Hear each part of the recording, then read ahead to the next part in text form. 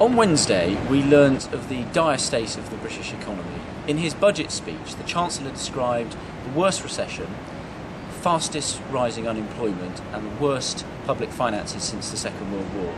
There are going to be staggering levels of borrowing. Over the next 5 years, Britain is set to borrow £703 billion, which means every baby born now will be burdened with a debt of over £22,000, which means more money will be spent on the interest on that debt than on that child's education. As a result of the situation we're in, the government will have to cut at least £900 million off the education capital budget and £2.3 billion off the NHS capital budget after the election. Now, inevitably, the levels of borrowing will lead to tax rises.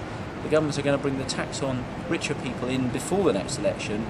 The tax hikes for everybody else, they're saving up until afterwards, including a rise in fuel duty, which will particularly hit hard at people who live in areas like the Forest of Dean, who depend on their cars for day-to-day necessity.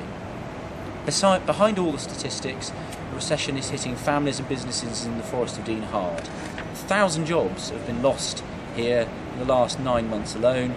Nationally, the number of people claiming job seekers allowance is predicted to be a million higher by the end of this year than the government predicted just last November. In his speech, the Chancellor was either being dishonest or he was being deluded.